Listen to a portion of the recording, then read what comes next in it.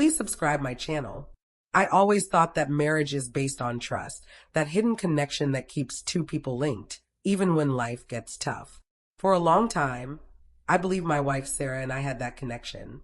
We had been married for 6 years, and although things had calmed down a little over time, I still cared for her a lot. I thought our late-night chats, common hopes, and soft chuckles meant a great deal. But I was mistaken. At some point, I turned into just a familiar presence, steady, dependable, unnoticed, and she looked for thrills somewhere else. It started with little shifts. Sarah became more distant. Her laugh sounded different. Her hugs turned quick. She was often occupied, either with pals or working extra hours. I tried hard to trust what she said. I really did. But gut feelings are hard to ignore. The phone she protected closely, the scent she stopped using around me, the fresh underwear that showed up for no reason. Everything pointed to something wrong. Even so, I kept quiet, wishing I was wrong, until one evening when I saw the evidence. I was finishing work late in my home office when her phone buzzed on the kitchen counter. A text appeared on the screen before it went dark.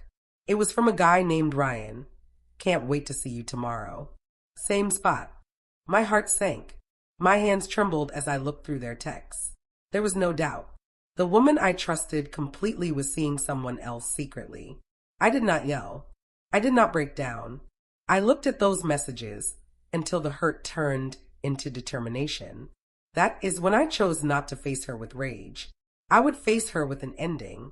The following day, as she prepared for supper with friends, I gave her a peck on the cheek and said to enjoy herself.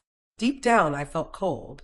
That night, I trailed her, staying far back as she headed to the center of Denver to a warm Italian eatery. Not the sort of spot for simple chats with girlfriends. From the window, I watched her enter and grin. That bright smile she used to give me. She directed it at the man waiting there, Ryan. He got up, held her chair, and kissed her hand. That was all I needed.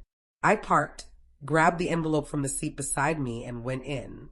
The place grew quiet as I walked to their table. Sarah's smile faded the instant she spotted me. Michael, she stuttered, glancing back and forth between us. What are you doing here? I did not reply at once. I set the large envelope before her and said calmly, You left this at home. She seemed puzzled, then opened it, and her face lost color. Divorce documents. Her hands shook as she went through the pages, understanding what it was. Ryan looked uneasy, clearly wanting to vanish. Michael, please, she murmured, her voice cracking. This is not what it seems. I gave a soft, sharp chuckle. You are correct, I replied.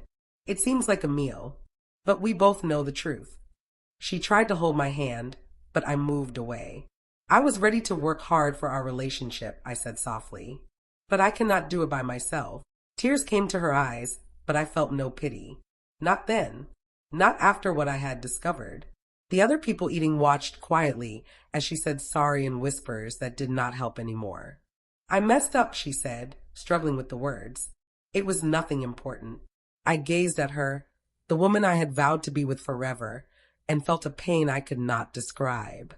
You damaged something that cannot be repaired, Sarah, I said. And the hardest part is not the betrayal. It is that you believed I would never learn about it. I started to go, but she rose and held my arm. Please stay, she pleaded. We can make it right. I will stop it. I will do whatever it takes. I carefully took her hand off and looked at her once more. You already stopped it, I said gently. I am only completing what you began.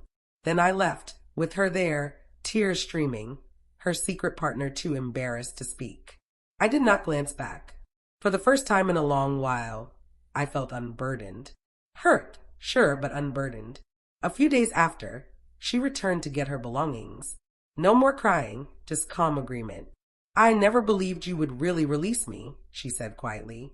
I agreed with a nod. You never believed I valued myself enough to do so. That affected her more than any argument could. She departed without saying more.